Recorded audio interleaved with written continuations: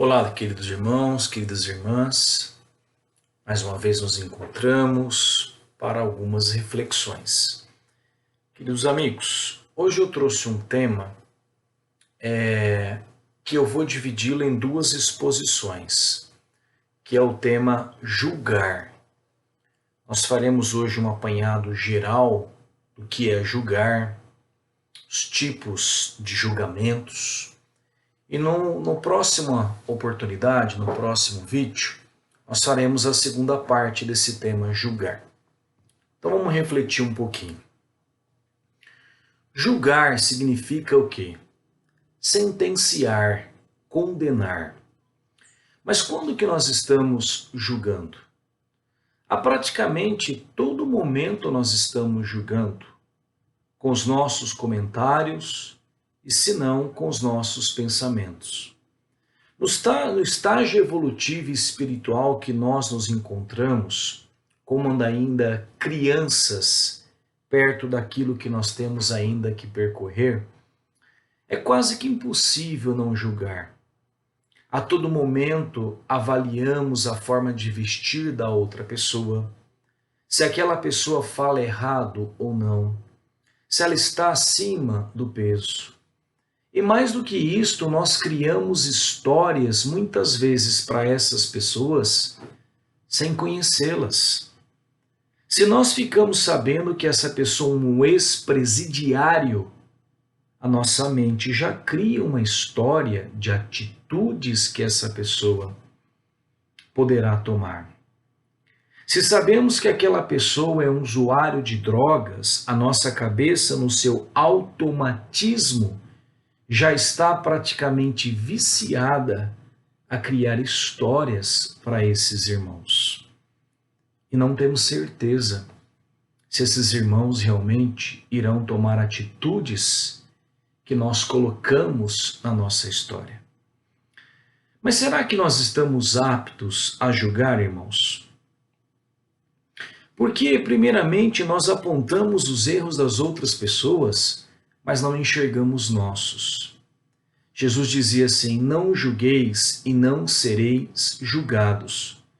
Porque do mesmo modo que julgardes, sereis também vós julgados. E com a medida que tiverdes medido, também vós sereis medidos. Por que olhas a palha que está no olho do teu irmão e não vê a trave que está no teu?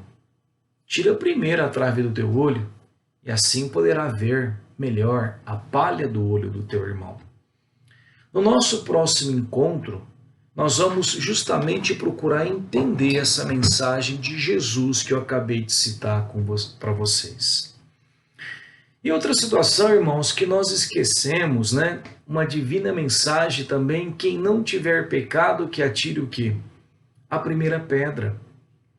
Nós tecemos comentários sobre as outras pessoas, mas quando recebemos comentários parecidos, nos sentimos injustiçados, né?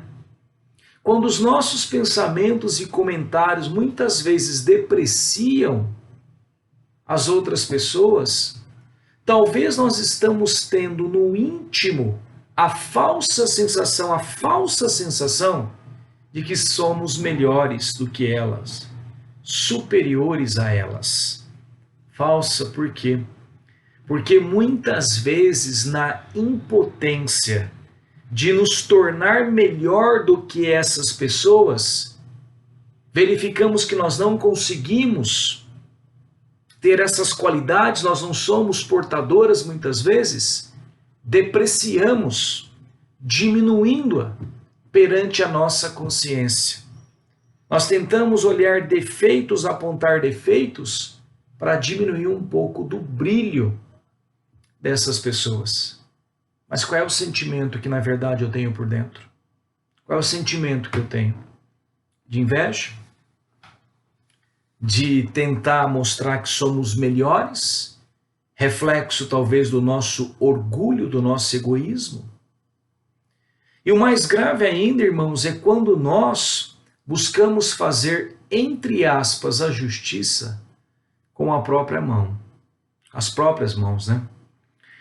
Não sei se os amigos recordam um antigo caso que passou na televisão há muito tempo atrás, que a população de uma cidadezinha, não me recordo, que acusou uma mulher que fazia trabalhos de magia negra, né, utilizando crianças. Fizeram até um retrato falado dessa mulher e colocaram assim nas cidades, nos muros, nos postes. Aí uma vez, não sei se era uma feira, não me recordo bem, se era um evento que estava tendo na cidade, alguém apontou uma mulher que estava naquele evento ou passando por aquele local como sendo entre aspas, a feiticeira. E o que a população fez? Praticamente na hora, e a mulher parecia um pouco, né, do retrato falado. O que eles fizeram? Foram lá e mataram a mulher, espancaram a mulher. E detalhe, ela era inocente. Então, perigoso demais, não é? Outra pergunta que nós nos colocamos: existe justiça? Existe justiça? Porque, irmãos, a justiça é aquela que leva em conta todos os fatores que compõem uma situação. Todos os fatores que compõem uma situação. Uma outra história que eu me lembro ter visto também no jornal, há muito tempo atrás, a situação de uma adolescente que havia invadido uma padaria, acho que é isto, para roubar alguma coisa para comer. E aí, para pegar esse adolescente, chamaram a polícia e deixaram esse menino preso no poste amarrado, enquanto os policiais chegavam. Né? Muitos chutavam, muitos cuspiam, né, essa situação. Mas será que alguém, por acaso, chegou a avaliar a situação daquele ser humano, daquele espírito?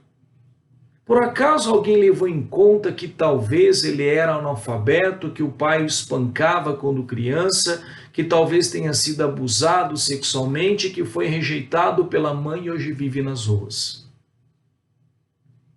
Não é querer, gente, passar a mão na cabeça. Não é querer justificar a ação dizendo que a ação dele está correta. Não está. Não está mesmo. Mas só para a gente avaliar que justiça mesmo, só Deus. Só Deus tem condição. Porque como saber se até nós, que estamos colhendo como sociedade, como humanidade, muitas vezes, reflexo de tudo isso, não fazemos parte de tudo isso por uma lei de causa e efeito, ação e reação, de não dar condições para que essas pessoas tenham uma outra situação, né? É complexo, né? Porque não depende somente da nossa decisão, é toda uma estrutura também política, econômica, social envolvida nisso. Então, qual é a minha parte nisso? Só Deus, né? Só Deus o julgar, a justiça verdadeira. E talvez passe a impressão de que então nós devemos aceitar tudo de errado a fim de compensar os erros anteriores, talvez até de outras vidas. Não. O que nós podemos fazer é analisar fato, mas não julgar. Como dizia Joana de Ângeles. Podemos sim e devemos sim avaliar a atitude, a ação que nos permite separar o bem do mal, que é bom, que é ruim, mas não condenar a pessoa. Temos sim o dever de apontar o que está errado, como Jesus nunca perdeu uma oportunidade de apontar o que estava errado, mas sem querer ser autores da justiça, porque não temos competência para isso. Jesus dizia: a justiça virá, mas ai a de quem executar. Irmãos, Deus tem condições de fazer com que aquele irmão equivocado no caminho, reflita as atitudes dele, sem manchar o sangue sem manchar as mãos dos outros filhos de sangue. Deus tem condições de fazer com que aquele irmão, equivocado nas atitudes, ele reflita, ele aprenda, ele seja educado. Ele não precisa sujar nossas mãos de sangue. A justiça virá, mas não depende de nós executá-la. Jesus sempre chamava atenção para os erros, mas não condenava as pessoas. Na situação da mulher adúltera que ia ser apedrejada, depois que ele disse: quem não tiver pecado que atire a primeira pedra, que todos se foram, ele continuava abaixado escrevendo, e a mulher do lado dele, ele disse, fala: mulher, cadê os teus acusadores? Não te condenaram? Nem eu te condeno. Vá e não peques mais. O que ele fez? Ele chamou atenção para a atitude. Ele deu oportunidade da reflexão para a ação, mas não condenou a pessoa. Não julgou a pessoa. E no nosso dia a dia, nós somos, como eu disse, todos nós, inclusive esse que os fala, é praticamente impossível a gente não julgar, o nosso próximo. Como eu disse, se não pela palavra, mas pelos nossos pensamentos. Muitas vezes nossos pensamentos são como metralhadoras, atirando energias ruins de condenação, de crítica em cima dos irmãos. E eu didaticamente, eu separei como exemplos para que a gente possa refletir, para que a gente possa se interiorizar um pouquinho e avaliar a nossa caminhada. Eu dividi esses julgamentos em 4 tipos. Isso aqui é só para que fique um pouco didaticamente mais fácil da gente compreender. Não que só tenha esses 4 tipos ou é só isto, mas é uma forma didática que eu elaborei para que a nossa conversa se torne um pouco mais fácil. Primeiro julgamento, eu chamei de julgamento severo, aonde nós somos hipercríticos ao efetuar nossos pareceres, faltando com a misericórdia e com amor. E geralmente nós executamos esse tipo de julgamento, geralmente, com aqueles que estão mais próximos de nós, os que convivem mais conosco em família. Muitas vezes aguentamos o excesso lá fora, no trabalho, no centro espírita, na igreja, mas em casa geralmente soltamos os cachorros. Tiramos as nossas máscaras e mostramos como realmente somos. Esquecemos que no lar é que estão almas queridas de afeto que deveriam, na verdade, ser tratadas da melhor maneira possível. As melhores no nosso tratamento cotidiano.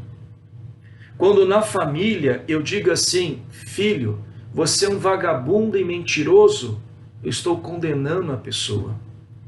Quando eu digo: filho, você está agindo com preguiça e faltando com a verdade, estou chamando atenção para a atitude. Quando eu digo para o marido com a esposa: você é um egoísta que só pensa em você, estou condenando a pessoa. Quando eu digo: você precisa dar mais atenção para a sua família e não ficar só na televisão, no celular, estou chamando atenção para a reflexão da atitude.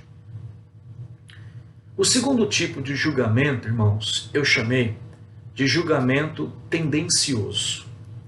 É aquele julgamento que nós julgamos pelo preconceito que nós trazemos. Pelo nosso preconceito que nós temos, muitas vezes moldado pela educação na família ou na convivência social, e nós executamos o nosso julgamento. Pela formação social, pelo que nós ouvimos de outras pessoas e sem verificar os fatos. influenciados pelas opiniões. Aí nós podemos pegar vários exemplos. Por exemplo, a situação dos trabalhadores que têm o patrão financeiramente rico.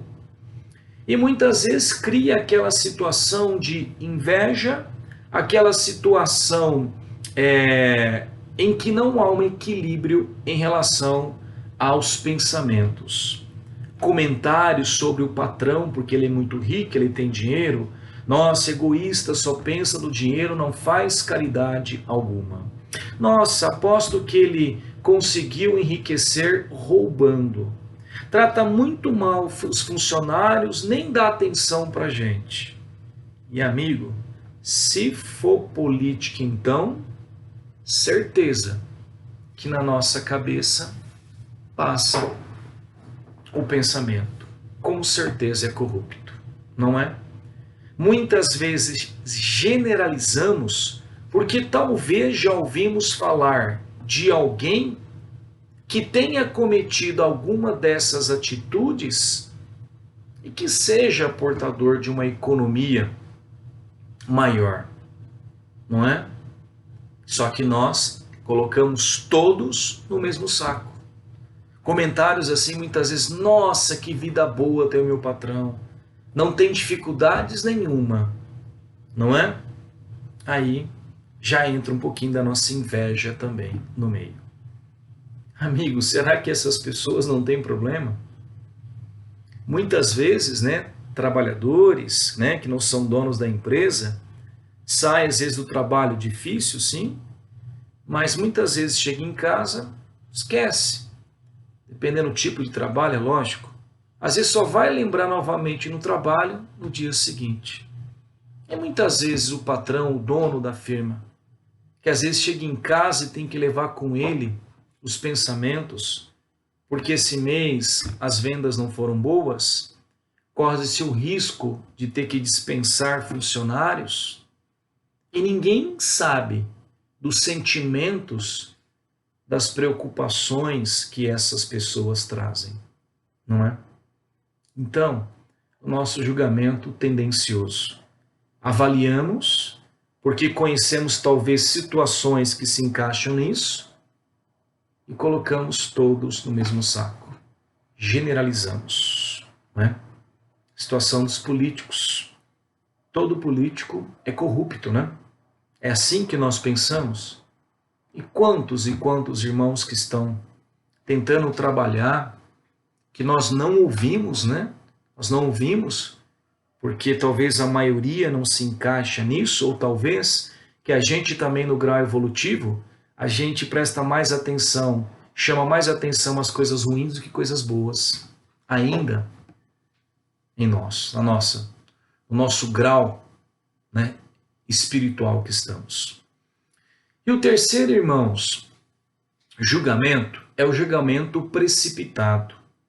É aquele que nós tiramos conclusões pelo jeito da pessoa se comportar próximo de nós. Não nos conhecemos, mas criamos histórias muitas vezes para elas agirem assim, ou serem assim, de um jeito que não nos agrada. Isso é muito comum os colegas do trabalho, não é? Muito comum no trabalho elegermos, né, pessoas com quem nós nos sintonizamos melhor. No entanto, às vezes julgamos aqueles que fogem do comportamento que desejamos.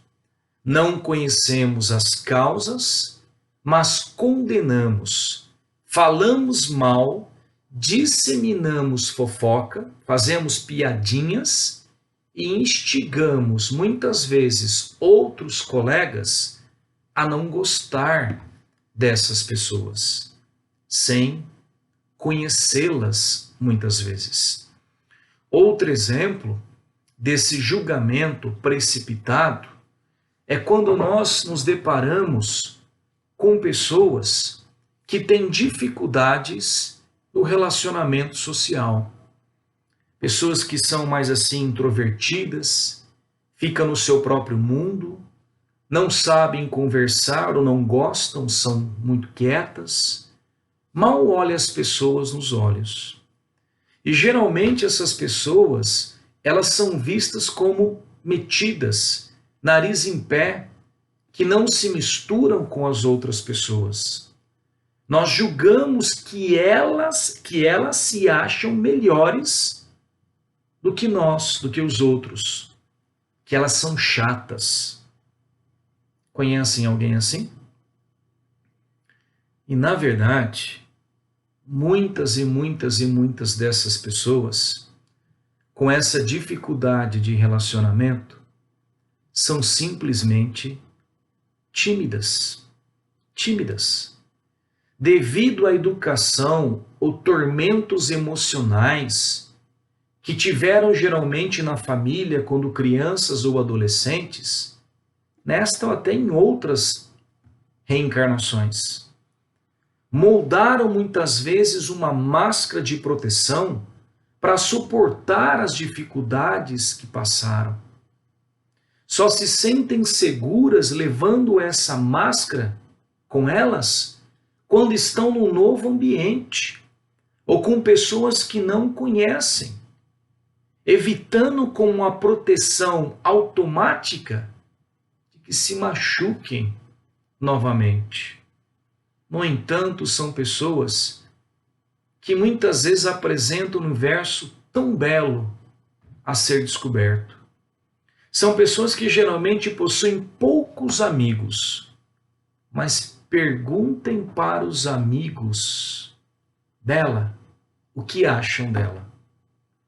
Irão narrar qualidades que nunca acharíamos que aquelas pessoas pudessem ter. E esses amigos muitas vezes se dizem imensamente agraciados por ter aquela pessoa como amiga. Como precipitamos as nossas palavras, os nossos pensamentos.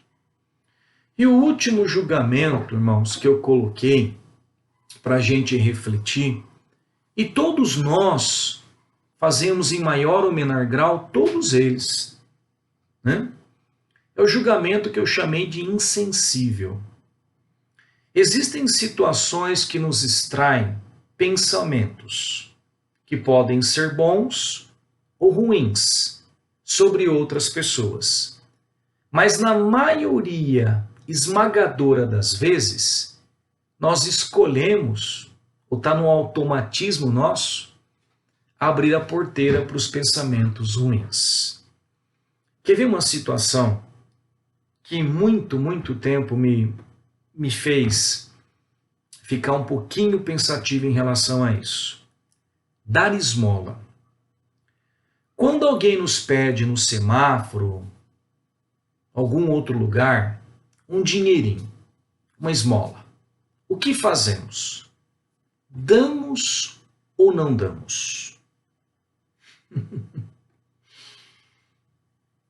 Extremamente pessoal, né? E eu não quero aqui falar que existe uma coisa certa ou errada, não quero mesmo. Porque nós todos estamos em graus evolutivos diferentes. E é essencial respeitar a escolha do outro. Mas, irmãos, dependendo da aparência da pessoa, nós pensamos assim, será que essa pessoa não vai pegar esse dinheiro para comprar drogas ou se embriagar? E nós ficamos numa encruzilhada emocional. Porque se damos e for para esse fim, estamos, na verdade, prejudicando essa pessoa, ao invés de auxiliá-la. Se nós tivéssemos a certeza que essa pessoa pegaria o dinheirinho para comprar alguma coisa para comer, sei lá, comprar um remédio, comprar alguma coisa para vestir, cara, acredito que a maioria de nós daria de bom coração. Não é isso? Damos ou não damos? Bom, amigos, eu vou dividir com vocês uma conclusão porque eu cheguei para mim. Para mim. Não significa que existe uma só maneira de pensar. Talvez você tenha em relação a isso um outro pensamento. sem nenhum problema. Sem nenhum problema. Eu fiquei, gente, durante muito tempo sofrendo com essa situação. Sofrendo. Justamente por isso, se eu dou e o cara vai comprar droga ou se embriagar, eu estou prejudicando em vez de ajudar. Até que eu acho que, para mim, resolveu a situação. Qual foi a lição mais preciosa que Jesus nos deixou? Amai ao próximo como a si mesmo. Execute naquele momento o que o seu coração está mandando. Exerça esse amor. Se você está sentindo que aquela pessoa realmente precisa e você está realmente de coração, com seus melhores sentimentos, querendo ajudá-la, ajude-a. Ajude-a. Mas, Aldo, e se aquela pessoa que eu estou dando dinheiro, ela for comprar essas coisas, amigo? Você deu de coração, com a intenção que ela comprasse um pão para saciar a fome, pacote de arroz para a família. Você praticou o amor com ele. Ele também precisa decidir se irá praticar o amor com ele mesmo. Ele tem o livre-arbítrio. Se ele usar para coisas ruins, ele estará buscando as consequências das suas próprias escolhas erradas. Eu sei que muitas vezes, irmãos, não é fácil isso. Não é fácil nem para mim, né, hoje. Uma coisa que eu decidi, que eu faço, é que eu não dou mais moeda, evito dar dinheiro a qualquer custo.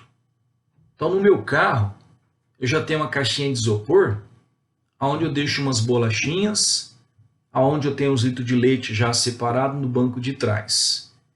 Eu decidi que, para mim, quando eu parar no semáforo, ver o irmãozinho, eu vou entregar uma bolachinha para ele. Eu vou entregar um bombom, eu vou entregar 1 litro de leite. A decisão é dele. Estou dando alimento para ele, uma roupa, às vezes levar alguns agasalhos que tem em casa, na época de frio conosco no carro, entregar para esse irmão. Ele pode vender isso para como pode, mas ele tem que usar o amor para com ele mesmo. E olha, gente, caridade está muito além dos bens materiais. Você imagina quantos esses irmãos que estão no semáforo, como eles são maltratados, como eles são repudiados pela sociedade. Quantos nem olham na cara desses irmãos, quantos não abaixam o vidro, não dão nem atenção, finge que eles não estão ali presentes, não é?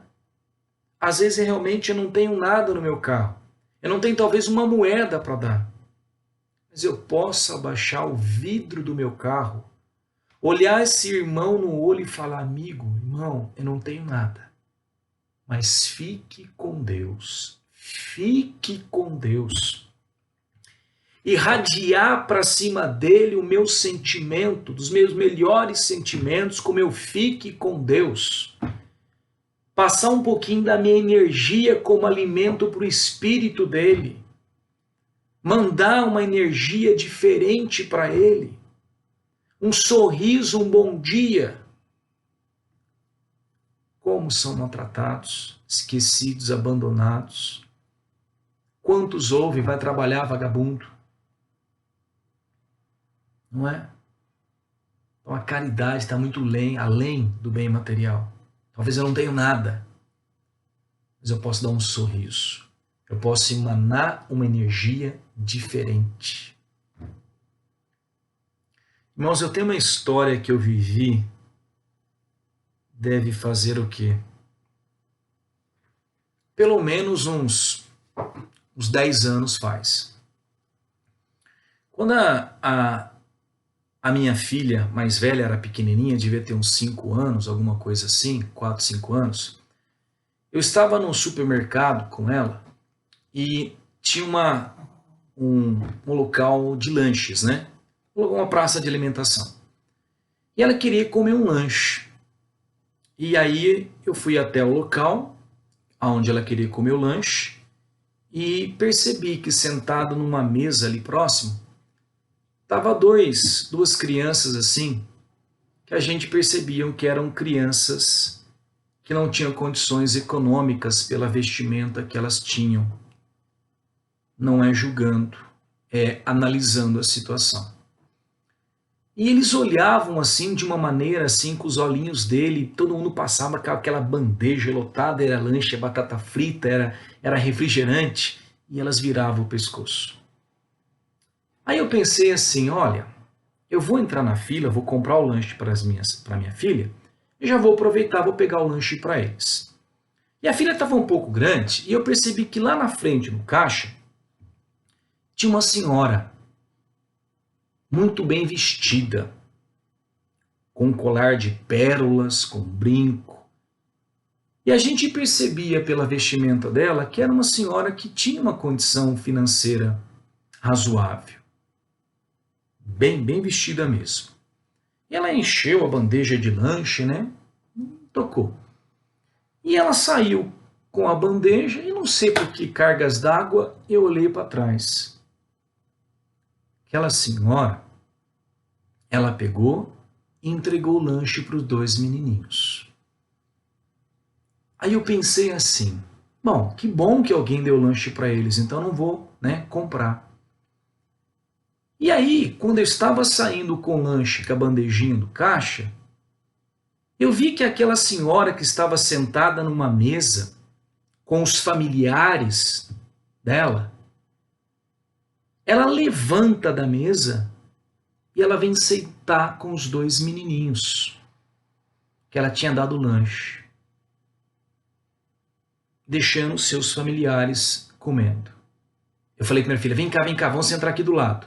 Eu sentei do lado da mesa dela. Eu falei, aqui vai sair coisa excepcional. E ela conversando com os menininhos, eu só aqui de butuca ouvindo. Chega uma hora que os meninos comendo, mas olha, caía da boca de tanto que eles estavam com vontade de comer aquele lanche. Ela virou para aquelas crianças e falou o seguinte: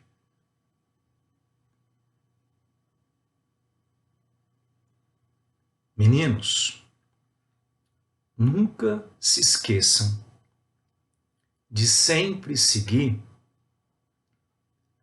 o caminho do bem. Que lanche foi esse? Que lanche da alma espiritual? Eu não ia sentar com as crianças, nem me passou pela cabeça fazer isso. E aquela senhora, de posse econômica, deu algo além do que o bem material. Que lanche foi aquele?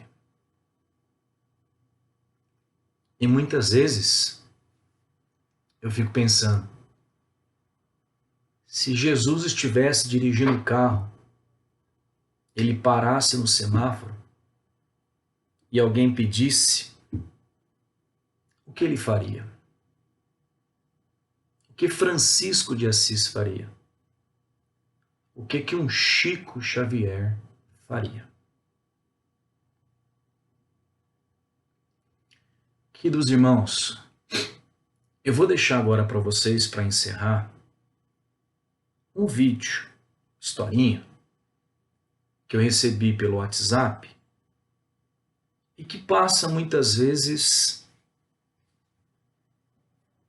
esse nosso estado, nosso vício ainda de condenação, de julgamento. Mas eu quero que, vai chamar a atenção de vocês o final, mas eu quero que no final do vídeo, vocês prestem atenção na seguinte situação. Nós vamos errar sempre. Porque nós estamos em busca dessa perfeição. Vamos errar. Mas o importante é que quando vier na nossa consciência a lembrança do erro, do julgamento, da atitude equivocada, que nós possamos nos reconciliar com aquele que nós ofendemos, através do pedido de desculpas, de perdão, e ao mesmo tempo conosco mesmo, nos dando uma nova chance, um novo recomeço, não é? Obrigado pela atenção de vocês. Segue o vídeo. Obrigado.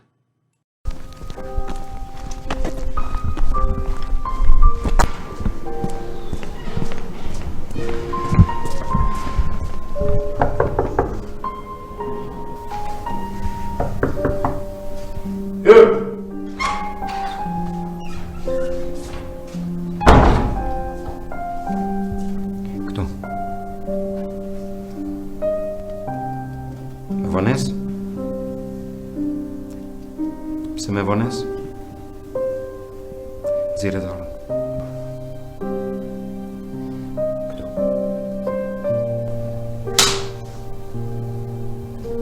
Shkallvan.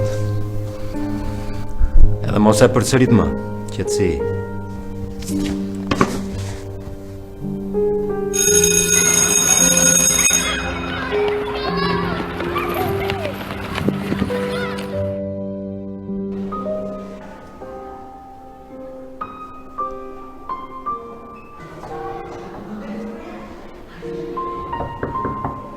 Hur?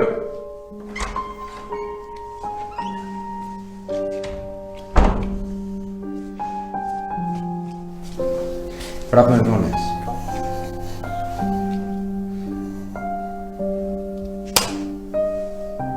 Shkallvan.